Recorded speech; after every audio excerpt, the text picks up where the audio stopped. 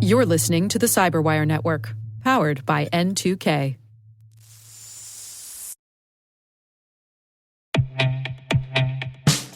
And now a word from our sponsor, SpyCloud.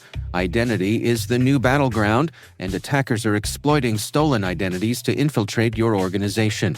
Traditional defenses can't keep up. SpyCloud's holistic identity threat protection helps security teams uncover and automatically remediate hidden exposures across your users, from breaches, malware, and phishing to neutralize identity-based threats like account takeover, fraud, and ransomware. Don't let invisible threats compromise your business. Get your free corporate Darknet exposure report at spycloud.com/cyberwire and see what attackers already know. That's spycloud.com/cyberwire.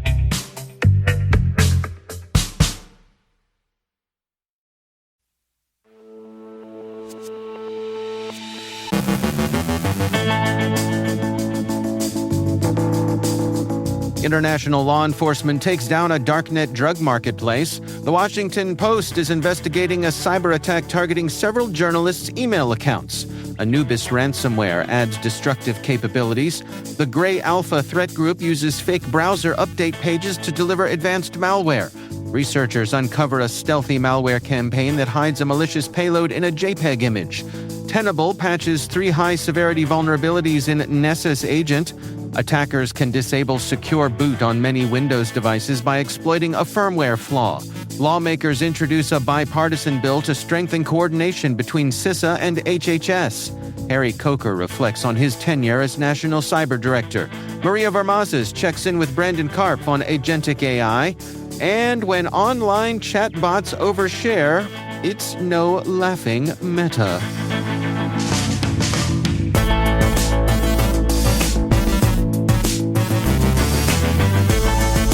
It's Monday, June 16th, 2025. I'm Dave Bittner, and this is your CyberWire Intel Briefing.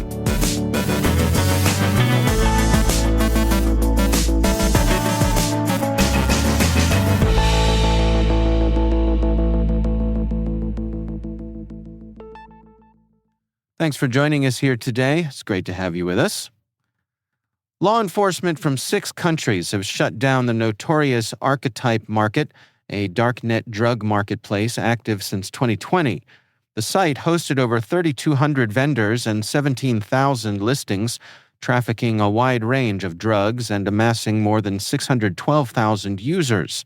Transactions totaled 250 million euros in Monero. As part of Operation Deep Sentinel, led by German police with Europol and Eurojust, Dutch authorities dismantled the platform's infrastructure. A 30-year-old German suspect, believed to be the site's admin, was arrested in Spain. Authorities also detained a moderator and 6 top vendors in Germany and Sweden. Officers seized digital devices, drugs, and 7.8 million euros in assets. This follows May's Operation Raptor, which targeted dark web dealers globally, resulting in 270 arrests, 2 tons of drugs, 184 million euros in assets, and 180 firearms seized. The Washington Post is investigating a cyber attack that targeted email accounts of several journalists, including those covering national security and China. Discovered Thursday, the breach prompted a company-wide password reset on Friday. While no other systems or customer data were impacted, the attack is suspected to involve a foreign government. The Wall Street Journal first reported the incident, noting Microsoft accounts were compromised.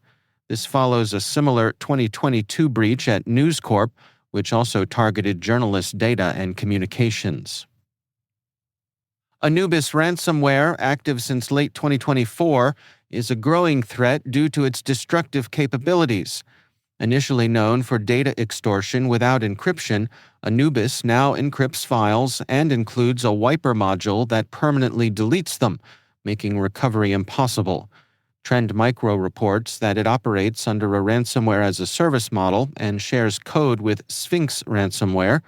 Promoted on cybercrime forums by Supersonic and Anubis Media, it targets sectors like construction, healthcare, and engineering, in Australia, Canada, Peru, and the U.S. Anubis gains access via spear phishing, escalates privileges, disables defenses, and uses ECIES encryption. Victims receive a ransom note threatening to leak stolen data. Its use of file wiping sets it apart, adding urgency and pressure on victims. 7 organizations are currently listed on its Tor-based leak site. Researchers at Recorded Future have uncovered a stealthy campaign by the Grey Alpha threat group using fake browser update pages to deliver advanced malware, including a new PowerShell loader named PowerNet. Active since April 2024, this campaign marks a shift in Grey Alpha's tactics, combining fake updates, malicious 7-zip sites, and the Tag 124 traffic system. Victims ultimately receive Net Support RAT, a remote access Trojan granting full system control. Grey Alpha's infrastructure mimics trusted brands like Google Meet and SAP Concur, using JavaScript-based profiling to tailor attacks. Their infrastructure is hosted through bulletproof providers, notably Stark Industries Solutions. Analysts link Grey Alpha to Fin7, a well-known cybercrime group. The campaign's continued activity into 2025 and use of enhanced loaders like PowerNet and MaskBat show a technically advanced and persistent threat targeting multiple industries globally. Internet Storm Center researchers uncovered a stealthy malware campaign that hides a malicious payload in a JPEG image using steganography and a modified Base64 encoding technique. The malware is embedded after the image's end-of-image marker, making it invisible to standard file viewers and many security tools. Hosted at a suspicious domain, the image looks normal but contains a .NET DLL payload. To avoid detection, the attackers substituted the @ symbol for A in the Base64 encoding. Specialized tools like JPEGDump.py and ByteStats.py revealed the anomaly. When decoded, the payload matched known malware linked to a documented threat campaign. This method highlights a growing risk, as media files, commonly shared with little scrutiny, can now be exploited for malware delivery, data theft, or establishing command and control channels. Tenable has patched 3 high-severity vulnerabilities in Nessus Agent affecting Windows hosts. These flaws allow non-admin users to escalate privileges, execute code, or overwrite or delete system files with system privileges. CVSS scores range from 7.8 to 8.8. While there's no evidence of active exploitation, Tenable advises immediate updates. The vulnerabilities are pending full analysis by the National Vulnerability Database. Researchers at Binarly uncovered a vulnerability that allows attackers to disable secure boot on many Windows devices by exploiting a flaw in UEFI firmware. The flaw, found in a module by a rugged display vendor, allows arbitrary memory writes stored in non-volatile RAM. This could let attackers overwrite secure boot variables without detection, even though the OS still appears protected. While the exploit requires admin and physical access, the risk is significant due to UEFI's pre-OS role.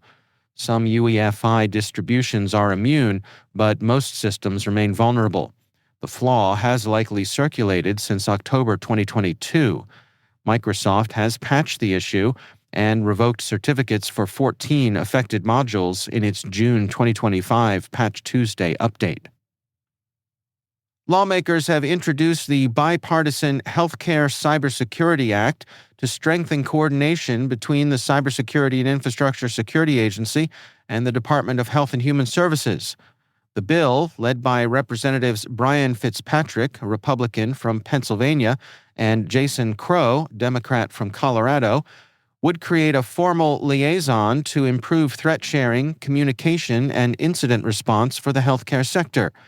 It also mandates cybersecurity training for hospital staff and directs both agencies to study sector-specific vulnerabilities, particularly in small and rural hospitals. A report to Congress would identify high-risk medical devices and recommend actions to protect electronic health records and healthcare delivery. Critics argue the bill may overemphasize training over structural issues like underfunding. Still, it responds to a rise in hospital cyber attacks that have disrupted care and leaked sensitive patient data. In an interview with The Record, Harry Coker Jr., former National Cyber Director, emphasized a collaborative and apolitical approach during his tenure in the Biden administration. He prioritized implementing the National Cybersecurity Strategy and its actionable implementation plan, advocating for role clarity among federal cyber agencies and building trust across the interagency. Coker celebrated progress on eliminating unnecessary degree requirements for cyber roles and spotlighting long-standing Internet vulnerabilities, such as weaknesses in the Border Gateway Protocol. He highlighted the need to improve support for state, local, tribal, and territorial governments under constant cyber assault, and he urged a better balance between political appointees and career professionals in his former office.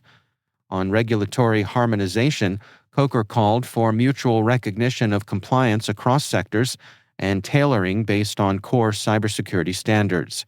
His advice to his successor: prioritize cyber, clarify roles, and build strong interagency collaboration to ensure national security and economic prosperity remain tightly interwoven.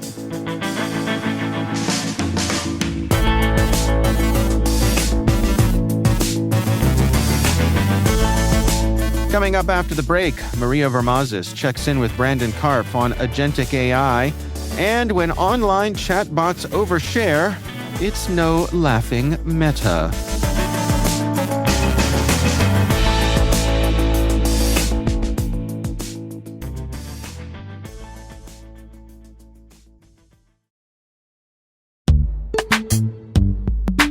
Compliance regulations, third-party risk, and customer security demands are all growing and changing fast.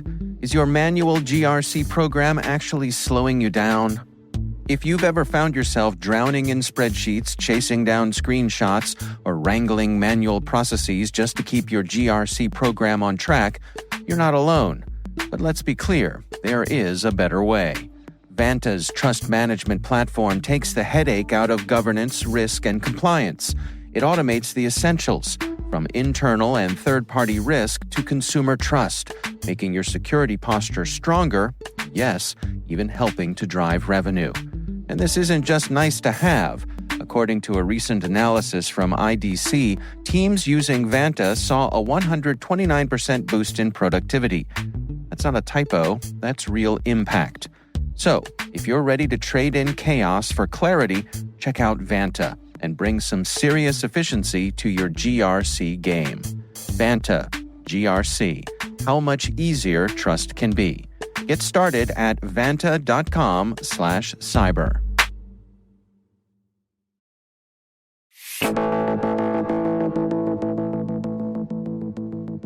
Maria Vermazis is host of the T-Minus Daily Space podcast right here on the N2K CyberWire Network. She recently checked in with commentator Brandon Karpf to discuss agentic AI. Here's their conversation. I wanted to get your thoughts on agentic AI, and you had a whole bunch of thoughts. So tell me a bit about your thinking about what we're doing here. Because this is sort of metagaming, but I want to hear it. Yeah, and I think this is valuable to the audience because I'm showing up in their feeds about once a month, and ostensibly to talk about the intersection of cybersecurity and space. And you know, a pattern has emerged where we tend to have a conversation around here's an opportunity. You know, the first conversation we had was on accelerating the pathways for delivering software to the DoD and to Space Force, right? That was the first conversation. That's an opportunity. Our most recent conversation last month was around implementing DevSecOps and integrating GRC with DevSecOps, especially for the space industry and how challenging that could be, but also what that opens up. And it was a very practical recommendation for space technology companies to think about how they implement that. And so I think bouncing between here's an interesting challenge, industry challenge or industry opportunity, and then here's a practical thing that you can do at your organization. And we'll keep bouncing between those two types of topics every single month. So today is going to be us setting the scene, describing the situation and getting some of your take, but we'll save the solutions for next time. All right, so the agentic AI was sort of the lead into this because I had been noticing at all of the conferences I've been to that is the phrase everybody's using. But of course, it can mean a lot of different things, and also how you implement it within the space realm can be very different depending on what you're trying to do. And you had some specific thoughts about agentic AI and network architecture as it relates to space. Walk me through this. Sure. So obviously, agentic and anything AI is way overhyped. And in general, I think that the large companies themselves are overhyped. But the actual implementations and uses of the technology, I actually think is underhyped. The other thing that is underhyped right now is the security implications of actually applying agentic technologies. And of course, agentic technologies are really just allowing a computer and a model to run workloads and do things autonomously by themselves for you for a specific purpose. It's the dream. It's the dream, right? We all just sit back, do nothing, and AI makes all the money that we need. And although we're probably pretty far away from that future, we're not far away from a future where organizations and individuals start chaining these systems together to talk to each other at machine speeds. And I think the industry has talked a lot about the security implications of AI in general. They have not talked about the higher level security implications of what happens when we start chaining these tools together and chaining these models together in an agentic system and opening up APIs and other standards of communication between AI to AI systems. And that opens up a whole new can of worms that I don't think anyone in this world is prepared for. Right, because usually when that conversation starts going places, people start going, okay, well, we're doomed. Or they go, yeah, well, we just put our normal security framework on and data loss prevention and everything's systems fine. And encryption and firewalls and just like what we've been doing for the last 30 years because that's been going so well. Super great. It's been going super well. Yeah, there's definitely not an industry about how well it's going. So where is that middle path? Yeah, well, and I think to get to that middle path, we actually need to talk about what the risk is. And then I will relate it to the space industry. I promise this is related to the space industry. We'll get there, friends. We will get there, so bear with me. But the threat here isn't actually the content of those communications, right? Typically when we talk about data security and information security, we're talking about the actual content, your social security number, your bank transaction data, your private personal data, your interactions with family and friends and messages. Actually, the real risk here is the metadata of those communications, and I'll explain why. So as agentic AI and as these models are starting to accelerate, we're starting to standardize how they talk to each other. So Anthropic released a standard in the fall called MCP, Model Context Protocol, that is essentially a dynamic wrapper around the API interfaces of models and other systems that models would want to interact with that creates a standard of communication, essentially a protocol that allows those models and other models to talk to each other. It's a middleman, right? It's a middleman handing. Right, yep. Exactly. It's the Tower of Babel handing messages back and forth. But what that's done is it's created a standard that a lot of folks, I mean, we're talking about most of the large organizations in the world who have their own models and their own systems that want to chain to create agentic workflows. It's now a standard of how they talk to each other. And how they talk to each other is releasing a tremendous amount of information in the form of metadata. And it's not actually the details of the communication.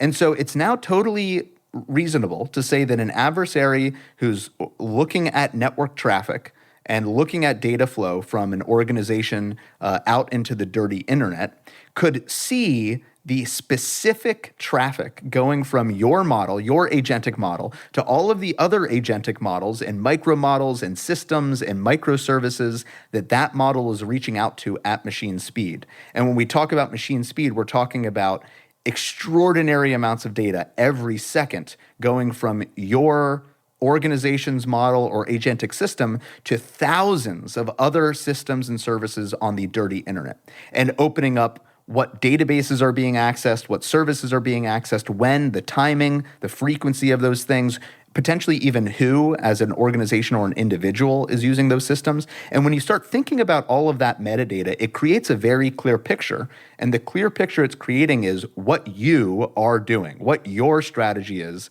what your agentic system is trying to achieve on your behalf, what your intent is. So the adversaries no longer need to decrypt your data to figure out what you're doing and why you're doing it. They just need to capture the traffic, which is actually a pretty trivial activity. And so that opens up a whole new set of vulnerabilities that the world is not prepared for as we implement the model context protocol and implement agentic workflows within our organizations, that even if you secure all the data, the content is secure, but the context of your communication, the metadata, is not secure. And the metadata becomes the message. That's interesting. So content versus context is a great framework. The devil's advocate would say, and I don't know if I believe this, but I'm thinking it is, okay, but how much can you really glean from context? It really is enough. And it's even enough today in a lot of use cases.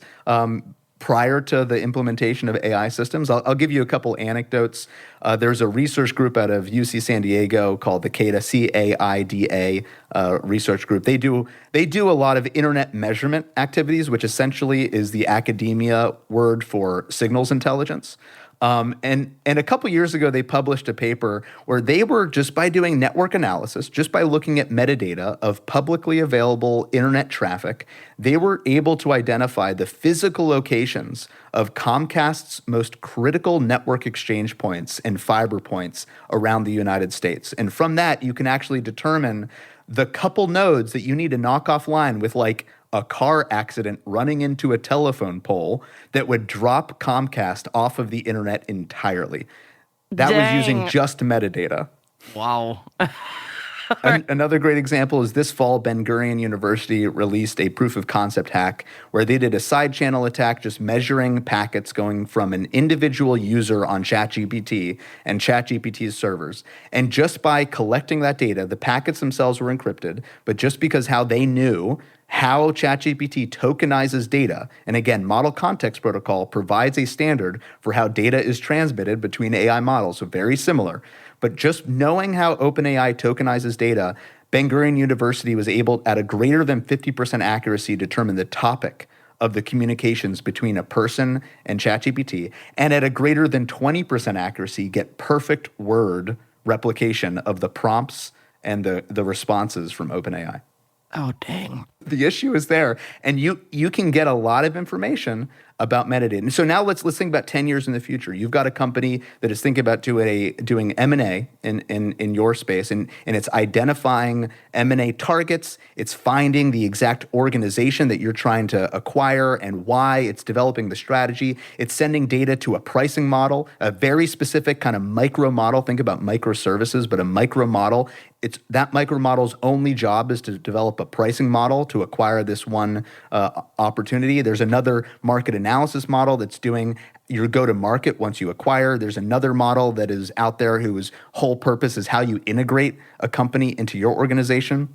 Your agent is doing all of this analysis in real time, figuring out the IP trade secret issues, et cetera.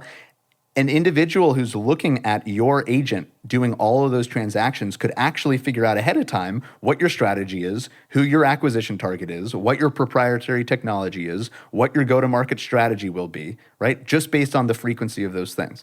And can tell, that you're about to make a move. And imagine if you're a public company, that is now information that can move a stock price. Okay, so all right, I'm going to ask the obnoxious question. Yeah. How does this relate to space? Yeah. So of course, and we'll tease this and we'll dive into this more. I think the only two viable markets in the space industry in terms of the space segment are telecommunications and Earth observation. That might change in the future, but to me, that's the only two viable markets today for the space segment. So set aside Earth observation for a moment, but talk about the telecommunications segment, right? And the fact that communication architectures have been up there for decades now, and it's only increasing. Now we're getting the direct-to-cell capabilities. We're, AST, Space Mobile, and SpaceX. Everyone's kind of moving in this direction of massively increasing the internet backbone capability of the space segment, and actually the efficiency of transmitting packets from ground to space and using the space segment as part of the internet backbone and the internet exchange points for the large scale autonomous systems. I think that the fact that there's such a barrier to entry to actually getting those essentially routers and servers and processes running on low Earth orbit or medium Earth orbit satellites, there's a huge barrier to entry. That makes it much more difficult for an adversary to get a measurement capability in a space segment. But also how the space segment functions from a telecommunications perspective, those are essentially relays. They're a little more sophisticated than a internet-based router in a large data center at an internet exchange point where you've got fiber lines coming in. By adopting, and we don't have time today to go into the details, but next time we talk, we should go into the details about how I think you can do this. But actually adopting a space segment component of your backbone of your wide area network. So instead of going directly from your network to the dirty internet, you go from your network to a space segment, and you essentially relay your communications into the space segment and then out into the dirty internet, provides a layer of obfuscation for your metadata, where it could potentially hide the true source and destination, the true frequency and velocity and activity of your data, and the real metadata of what's happening inside your wide area network for your organization. And so by relaying and essentially proxying your data first through a space segment, before going terrestrial into the internet backbone, I think could actually provide one layer of protection against these types of network analysis attacks and reconnaissance attacks. Okay, so we have to put a pin in that because we do have to conclude. But I'm just thinking, okay, how would that work and why? Okay, so the how and the why of that will definitely be next time. Be sure to check out T-Minus wherever you get your favorite podcasts.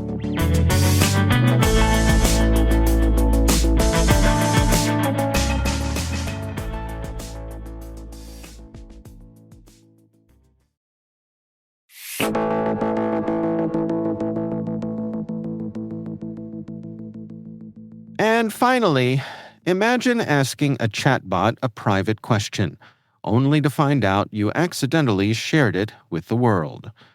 That's the awkward reality unfolding on Meta's new AI app, where users are unknowingly posting their chats publicly.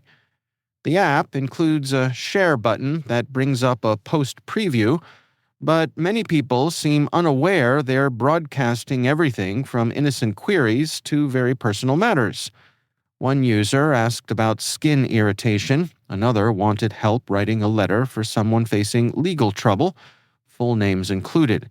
And yes, someone asked about the science of smelly farts. The app doesn't clearly explain what's being shared or with whom, especially if it's linked to a public Instagram account.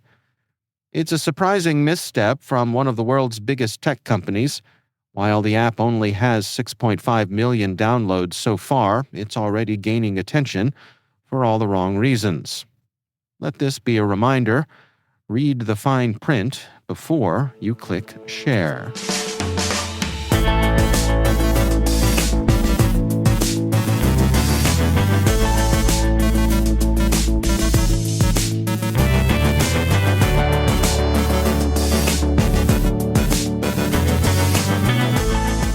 And that's the CyberWire. For links to all of today's stories, check out our daily briefing at thecyberwire.com. Don't forget to check out the Grumpy Old Geeks podcast, where I contribute to a regular segment on Jason and Brian's show every week. You can find Grumpy Old Geeks where all the fine podcasts are listed. We'd love to hear from you. We're conducting our annual audience survey to learn more about our listeners. We're collecting your insights through the end of this summer. There is a link in the show notes. Please take a moment and check it out. N2K's senior producer is Alice Carruth. Our CyberWire producer is Liz Stokes. We're mixed by Trey Hester with original music and sound design by Elliot Peltzman. Our executive producer is Jennifer Iben. Peter Kilpie is our publisher, and I'm Dave Bittner. Thanks for listening.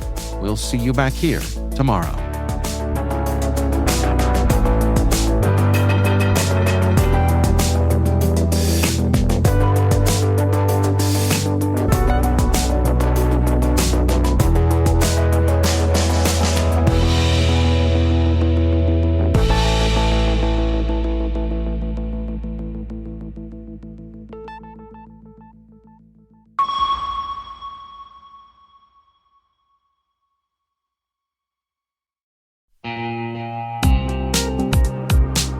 Hey everybody, Dave here. I've talked about Delete Me before, and I'm still using it because it still works. It's been a few months now, and I'm just as impressed today as I was when I signed up. Delete Me keeps finding and removing my personal information from data broker sites, and they keep me updated with detailed reports, so I know exactly what's been taken down. I'm genuinely relieved knowing my privacy isn't something I have to worry about every day. The Delete Me team handles everything. It's the set it and forget it peace of mind. And it's not just for individuals. Delete Me also offers solutions for businesses, helping companies protect their employees' personal information and reduce exposure to social engineering and phishing threats. And right now, our listeners get a special deal, 20% off your Delete Me plan. Just go to joindeleteme.com/N2K and use promo code N2K at checkout. That's joindeleteme.com/N2K, code N2K.